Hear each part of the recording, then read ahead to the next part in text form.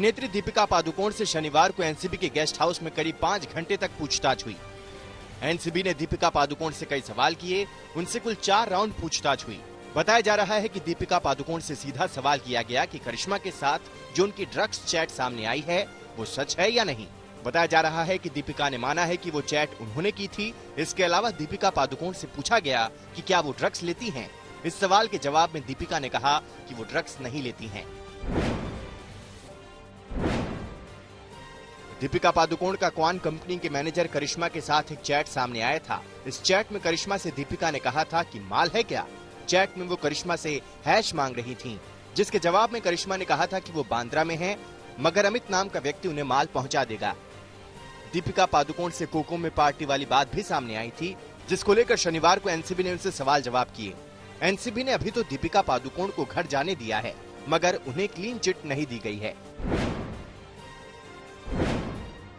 Narcotics bureau ने दीपिका पादुकोण का mobile जब्त कर लिया है। जाहिर सी बात है कि वो दीपिका के मोबाइल से ड्रग्स से जुड़े राज से पर्दा उठाने का प्रयास करेगी। वैसे नारकोटिक्स ब्यूरो ने सिर्फ दीपिका का ही नहीं, बल्कि सारा अली खान और क्वान कंपनी के मैनेजर करिश्मा और जया साहा का मोबाइल भी जब्त किया है। इसके अलावा अभिनेत्री रकुल प्रीत और सिमोन खंबाटा का मोबाइल भी नारकोटिक्स ब्यूरो ने जब्त किया है। देखना होगा कि इन हीरोइनों के मोबाइल से ड्रग्स का कौन सा राज सामने आता है। दीपिका पादुकोण के अलावा सारा अली खान और श्रद्धा कपूर से भी पूछताछ हुई, मगर ये पूछताछ एनसीबी के गेस्ट हाउस में नहीं, बल्कि एनसीबी के दफ्तर में हुई है। श्रद्धा कपूर का भी एक चैट सामने आया था, जिसमें एलएलबी और सीबीडी का जिक्र था। इसके अलावा पूछताछ में सामने आया था कि सुशांत के फार्म हाउस पर फिल्म छिछोरे की पार्टी हुई थी, जिसमें ड्रग्स का इस्तेमाल किया गया था। इन सब कड़ियों को जोड़कर श्रद्धा कपूर से सवाल किए गए। श्रद्धा से करीब 6 घंटे तक पूछताछ हुई। नारकोटिक्स ब्यूरो के दफ्तर में सारा अली खान को भी बुलाया गया। सारा अली खान करीब 1 बजे नारकोटिक्स ब्यूरो के दफ्तर पहुंची थी। सारा अली खान का नाम भी क्वान कंपनी के मैनेजर के जरिए सामने आया था। इसके अलावा कहा जा रहा था कि सुशांत के साथ फिल्म केदारनाथ की शूटिंग के दौरान सुशांत ड्रग्स लेते थे। इसी सिलसिले में सारा अली खान से सवाल किए। खबरों के मुताबिक सारा अली खान ने नारकोटिक्स ब्यूरो को बताया है कि फिल्म केदारनाथ की शूटिंग के दौरान वो सुशांत के करीब आई। सारा अली खान ने यह भी स्वीकार किया है कि सुशांत के फार्म हाउस पर हुई पार्टी में वो शामिल हुई थी, मगर सारा अली खान ने इस बात से इनकार कर दिया कि वो ड्रग्स लेती हैं। खबरों की माने तो उन्होंने बताया है कि उन्होंने सुशांत के साथ सिर्फ सिगरेट पी है। अब नारकोटिक्स ब्यूरो बॉलीवुड की इस ड्रग्स मंडली की ओर परतें उधेड़ने में लगा है। नारकोटिक्स ब्यूरो के director general M A Jain ने कहा है कि अभी फिलहाल किसी को पूछताछ के लिए नोटिस नहीं भेजा गया है, मगर जांच के हिसाब से आगे जिससे पूछताछ की जरूरत पड़ेगी उससे पूछताछ की जाएगी।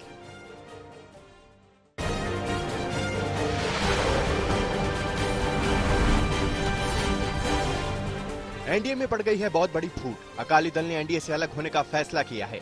अकाली दल की कोर कमेटी की बैठक में पार्टी के अध्यक्ष सुखबीर बादल ने एनडीए से अलग होने का फैसला लिया। पिछले कई दिनों से अकाली दल सरकार के कृषि बिल का विरोध कर रहा था। कुछ दिन पहले ही अकाली सांसद और केंद्र में मंत्री हरसिमरत कौर बादल ने कृषि बिल के खिलाफ मंत्रिमंडल से इस्तीफा दे दिया था।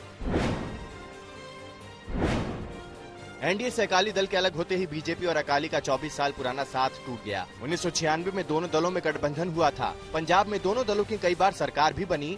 माना जा रहा है कि अकाली दल लंबे समय से पंजाब में अपने खिसकते जनाधार को लेकर चिंतित थी। साल 2017 के विधानसभा चुनाव में अकाली दल कांग्रेस और आम आदमी पार्टी के बाद तीसरे नंबर पर रही थी।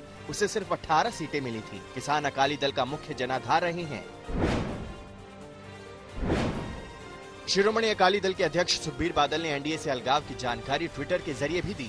बादल ने ट्वीट किया, शिरोमणि अकाली दल कोर कमेटी ने सर्वसम्मति से फसलों के न्यूनतम समर्थन मूल्य पर वैधानिक गारंटी देने से इनकार, केंद्र के अड़ियल रुख और पंजाब और सिखों से जुड़े मुद्दों के प्रति असंवेदनशीलता के खिलाफ बीजेपी अगुवाई वाली एनडीए से अलग होने का फैसला लिया है।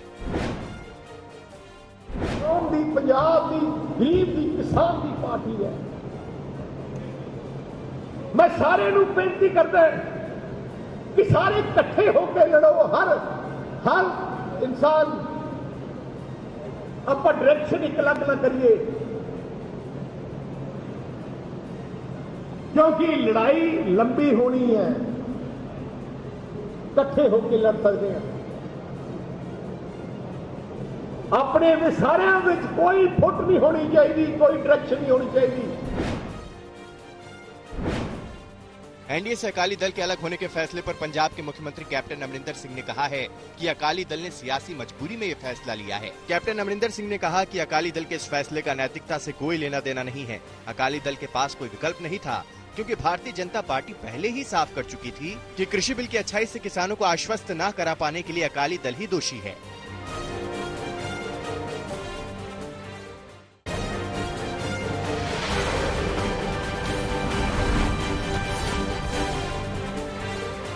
बीजेपी में संगठन के स्तर पर कई बड़े बदलाव किए गए हैं।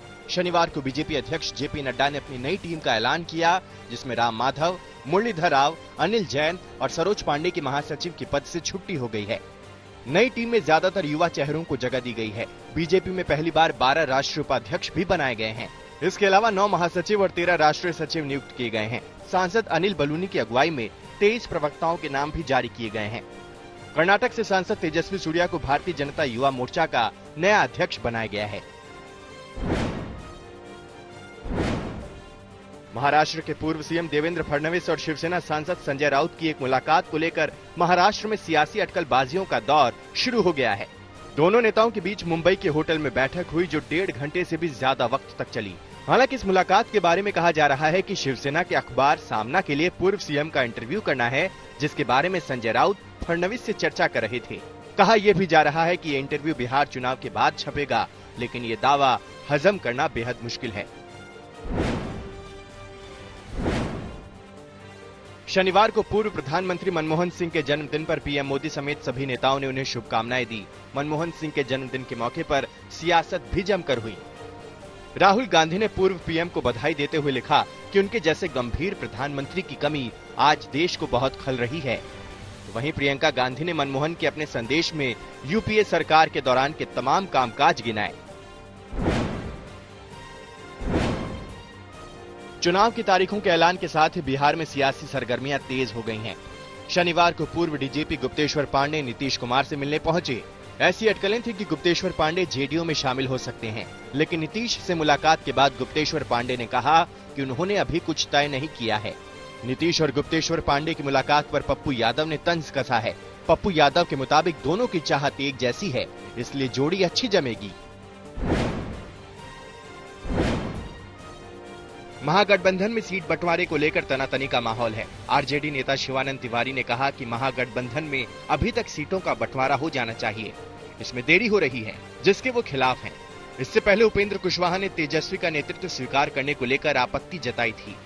शिवानंद तिवारी के मुताबिक कुशवाहा को मनमाफिक सीट नहीं मिल पा रही है, इसलिए ऐसी बातें कर रहे हैं। नए कृषि कानून को लेकर राजनीतिक दल तरह तरह से अपना विरोध दर्ज करवा रहे हैं। शनिवार को कर्नाटक विधानसभा में कांग्रेस विधायकों ने फेस मास्क को ही कानून के खिलाफ अपना हथियार बना लिया। कोरोना प्रोटोकॉल के तहत मास्क पहनकर विधानसभा पहुंचे कांग्रेस सदस्यों ने अपने मास्क पर स्लोगन लिख रखे थे। कन्नड़ में लिखे इस नारे का मतलब है अन्नदाता से अन्याय।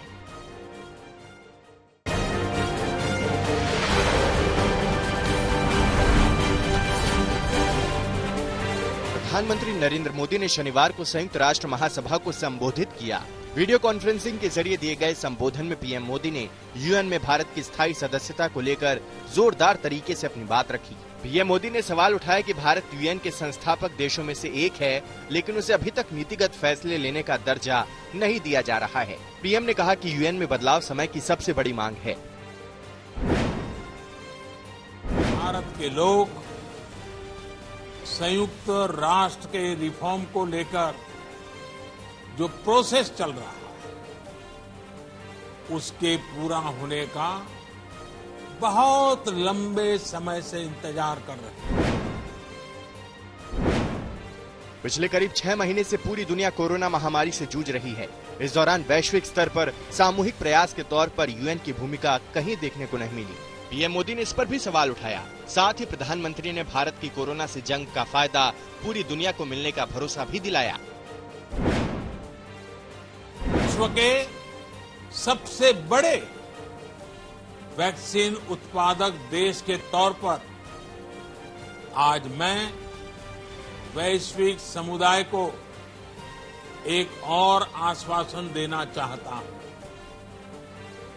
भारत की वैक्सीन प्रोडक्शन और वैक्सीन डिलीवरी क्षमता पूरी मानवता को इस संकट से बाहर निकालने के लिए काम आएगी। महाराष्ट्र में कोरोना संक्रमण की धुआंधार रफ्तार कम होने का नाम नहीं ले रही है। शनिवार को राज्य में 20,000 से ज्यादा कोरोना मामले दर्ज हुए, जबकि 430 मरीजों की मौत हो गई। महाराष्ट्र में कुल कोरोना मामले 13,20,000 से ज्यादा हो गए हैं, जबकि रिकवरी रेट 77% के करीब है। दक्षिण भारत में भी कोरोना संक्रमण में कोई राहत नहीं है। कर्नाटक में शनिवार को 8,800 से ज्यादा नए मरीज सामने आए, वहीं 86 लोगों की मौत हो गई। बेंगलुरु में स्थिति ज्यादा गंभीर है, यहाँ 24 घंटे में 4,000 से ज्यादा मामले दर्ज हुए। केरल में भी संक्रमण की रफ्तार तेज हो गई है, यहाँ 24 घंटे में 7,000 से ज्यादा नए मामले दर्ज हुए, जो अभी तक का रिकॉर्ड है। आंध्र प्रदेश में भी कोरोना संक्रमण थम नहीं रहा है। शनिवार को राज्य में 7200 से ज्यादा कोरोना मामले सामने आए, जबकि 57 लोगों की मौत हो गई। आंध्र प्रदेश में कुल मामले 6.5 लाख से ज्यादा हैं और अब तक 5,500 से ज्यादा मौत हो चुकी है। उधर तमिलनाडु में 24 घंटे में करीब 5,500 केस सामने आए, जबकि 85 लोगों की मौत हो गई। उत्तराखंड में कोरोना से संबंधित सारे प्रतिबंध हटा लिए गए हैं। राज्य के पर्यटन मंत्री सतपाल महाराज ने पर्यटकों को राज्य में आने और घूमने फिरने का न्योता दिया है। पर्यटन उत्तराखंड की कमाई का बड़ा जरिया है, लेकिन कोरोना की दहशत और प्रतिबंधों के चलते पर्यटन कारोबार करीब ठप पड़ा है। इसीलिए राज्य सरकार ने फैसला लिया है। इसके पहले हिमाचल प्रदेश सरकार ने भी पर्यटकों से संबंधित ज्यादातर प्रतिबंध हटा लिए थे। उत्तराखंड में 24 घंटे में करीब 1,000 कोरोना केस सामने आए हैं। पश्चिम बंगाल की ममता सरकार ने 1 अक्टूबर से राज्य में कोरोना की नई गाइडलाइन जारी कर दी है। इसके तहत अभी तक प्रतिबंधित तमाम गतिविधियों को हरी झंडी दे दी गई है। ममता सरकार के आदेश के मुताबिक 1 अक्टूबर से थिएटर, यात्रा, सिनेमा, गीत संगीत के कार्यक्रम, मैजिकल शो जैसे कार्यक्रम आयोजित करने की इजाजत रहेगी, लेकिन इनमें एक बार से 50 से ज्यादा लोग शामिल नहीं हो सकते। इसके अलावा सोशल डिस्टेंसिंग और मास्क जैसी कोरोना गाइडलाइन का पालन जरूरी होगा। केंद्र सरकार ने अभी तक अनलॉक 4 की गाइडलाइन जारी नहीं की है। छत्तीसगढ़ के अंबिकापुर सेंट्रल जेल में 68 कोरोना मरीज मिलने से हड़कंप मच गया है। जेल में करीब 2,000 कैदी हैं। 2 दिन पहले 2 कैदियों की रिपोर्ट पॉजिटिव आई थी, जिसके बाद स्वास्थ्य विभाग ने सभी कैदियों की जांच करवाई, जिसमें इतनी बड़ी तादाद में कैदियों के संक्रमित होने का खुलासा हुआ। जेल प्रशासन को इस बात का कोई अंदाजा नहीं है कि जेल में वायरस की एंट्री कैसे और किसके जरिए हुई।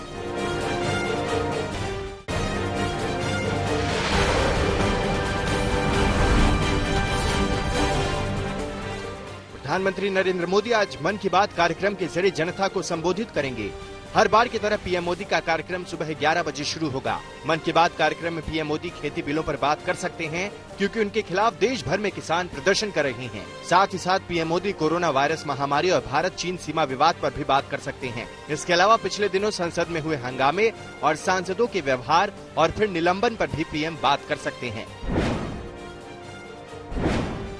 बद्रीनाथ की चोटियों पर मौसम की पहली बर्फबारी ने दस्तक दी। बर्फबारी के साथ ही चोटियों पर बर्फ की हल्की सफेद परत बिछ गई, जिसके साथ ही बद्रीनाथ में ठंड भी बढ़ गई है। बद्रीनाथ में कल दोपहर बाद नीलकंठ सहित बद्रीनाथ की चोटियों पर बादलों ने डेरा डाल दिया, जिसके बाद चोटियों पर बर्फ की हल्की सफेद चादर दिखाई देने लगी है। वहीं नीचे बद्रीनाथ धाम में एकाएक सर्दी का सितम अचानक बढ़ गया है। वहीं बद्रीनाथ में लोगों को गर्म कपड़े की सख्त जरूरत पड़नी शुरू हो गई है। लोग टोपी जैकेट के साथ मंदिर दर्शन को पहुँच रहे हैं।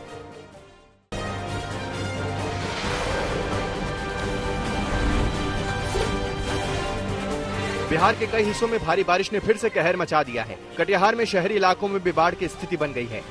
कई मोहल्लों सड़कों में पानी जमा हो गया है, जिससे आवाजाही थम गई है। कलेक्ट्रेट परिसर में भी जल भराव के चलते कर्मचारियों को काफी मुश्किल उठानी पड़ी। पानी निकासी के लिए जगह जगह वाटर पंप लगाए गए हैं।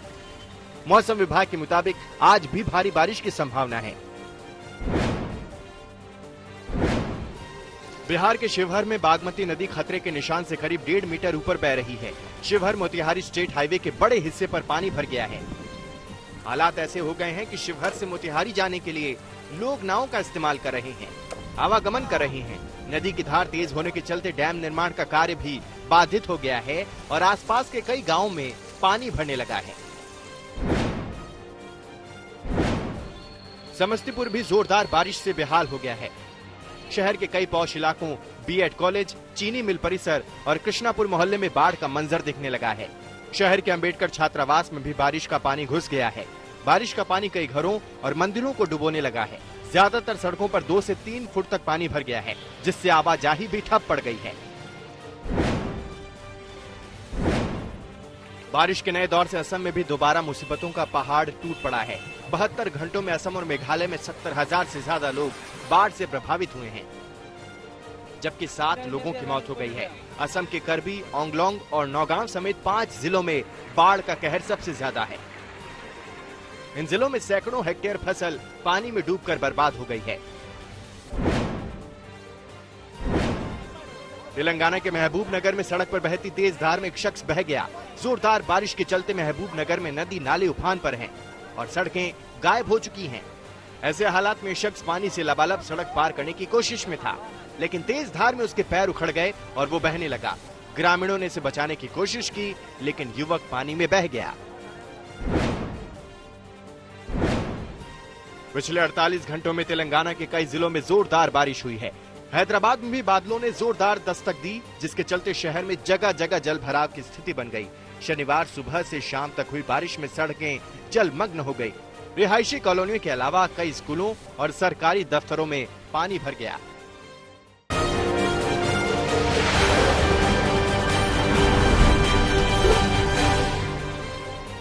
उत्तर प्रदेश के मैनपुरी में अपने ही अपहरण की साजिश रचने के मामले में पुलिस ने एक शख्स को गिरफ्तार किया है।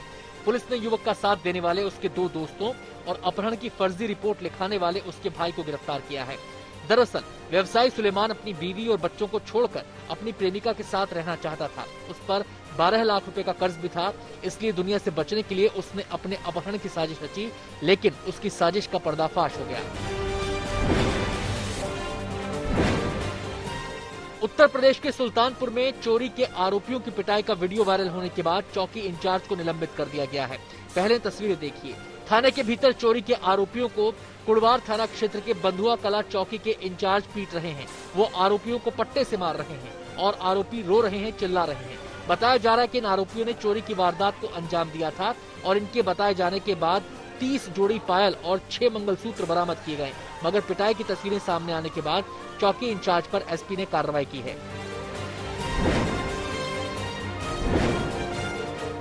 जयपुर में एक छात्रा की सरेआम हत्या से सनसनी मच गई। दरअसल यहां आदर्श नगर इलाके में बीएससी तृतीय वर्ष की छात्रा परीक्षा देने आई थी, मगर पहले से छात्रा का इंतजार कर रहे एक शख्स ने छात्रा को रोककर कुछ कहासुनी की। उसके बाद चाकू निकालकर छात्रा को घायल कर दिया। छात्रा के चीखने पर आरोपी ने जेब से तमंचा निकाला और छात्रा को गोली मार दी। पुलिस ने आरोपी को गिरफ्तार कर लिया है। औरंगाबाद में बालू माफिया पर नकेल कसने के लिए पुलिस ने बड़ी कार्रवाई की है। पुलिस को सूचना मिली थी कि घाटों पर अवैध खनन हो रहा है। पुलिस ने छापेमारी की और बालू लदे हुए 12 ट्रैक्टर जब्त कर लिए। पुलिस अब आगे की कार्रवाई में लग गई है।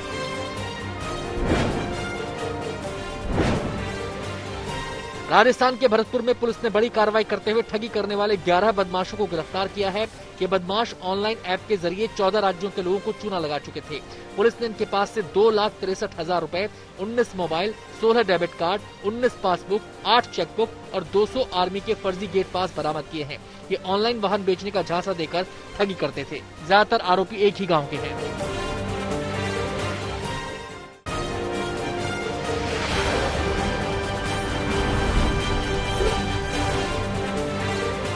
अमेरिकी राष्ट्रपति डोनाल्ड ट्रंप ने वर्जीनिया में कहा कि अगर मेल और बैलेट के जरिए वोटिंग हुई और इसमें पारदर्शिता की कमी पर सवाल उठे तो अमेरिकियों को चुनाव परिणाम के लिए महीनों इंतजार करना पड़ सकता है। इससे पहले भी राष्ट्रपति ट्रंप चुनाव तरीकों पर सवाल उठा चुके हैं।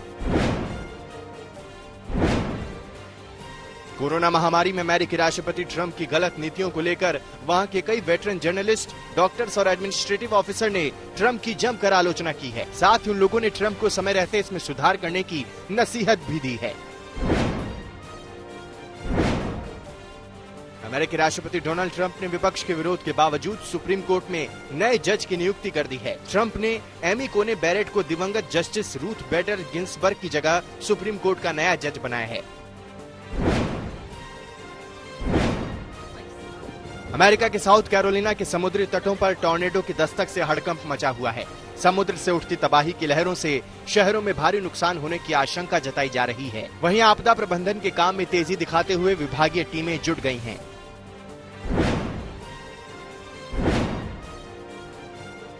कोरियाई युद्ध के दौरान नॉर्थ कोरिया में मारे गए चीनी सैनिकों के अवशेषों को साउथ कोरिया वापस लाएगा। साउथ कोरिया के रक्षा मंत्रालय के आंकड़ों के मुताबिक इस वॉर में 117 चीनी सैनिक मारे गए थे, जो साउथ कोरिया की तरफ से लड़ रहे थे।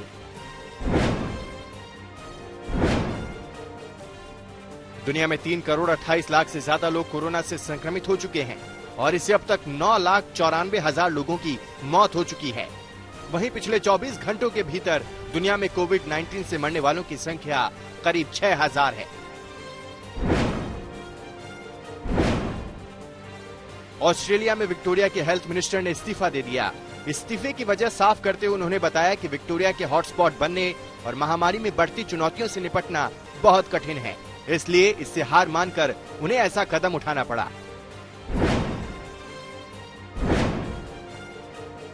वैश्विक संकट कोरोना महामारी के बीच चीन ने बीजिंग इंटरनेशनल ऑटोमोटिव एक्सपो की शुरुआत कर दी है, जो 5 अक्टूबर तक चलेगा। इस ऑटो शो में कई नए ऑटो के डेब्यू किए जाएंगे।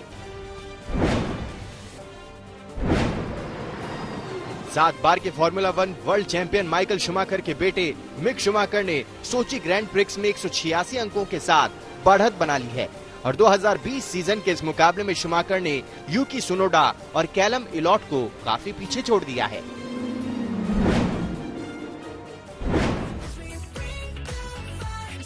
कोरियाई म्यूजिक कंपनी BTS ने न्यू डायनामाइट गाने पर एक धमाकेदार कोरियोग्राफी वीडियो जारी किया है, जिसमें super duper hit song dynamite के नए वर्जन की धुन बनाई जा रही है।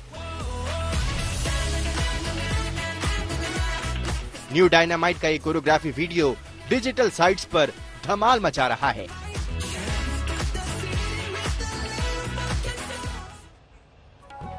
आईपीएल के 8वें मैच में कोलकाता नाइट राइडर्स ने सनराइजर्स हैदराबाद को दी 7 विकेट से करारी शिकस्त। हैदराबाद ने टॉस जीतकर पहले बल्लेबाजी का फैसला लेते हुए कोलकाता के सामने 20 ओवर में 143 रनों का लक्ष्य रखा था। कोलकाता नाइट राइडर्स ने इसे बड़ी ही आसानी से 18 ओवर में ही हासिल कर लिया। कोलकाता की तरफ से ओपनर शुभमन गिल ने 70 रनों की नाबाद पारी खेली। शुभमन ने 62 गेंदों में 5 चौके 2 छक्के की मदद से 70 रन बनाए, मैन ऑफ द मैच बने। हैदराबाद की ओर से मनीष पांडे ने अर्धशतकीय पारी खेली। मनीष पांडे ने 38 गेंदों में 53 रन बनाए। कोलकाता नाइट राइडर्स की 2 मैचों में आईपीएल 2020 की ये पहली जीत थी। वहीं सनराइजर्स हैदराबाद को अपने दोनों ही मैचों में हार का सामना करना पड़ा।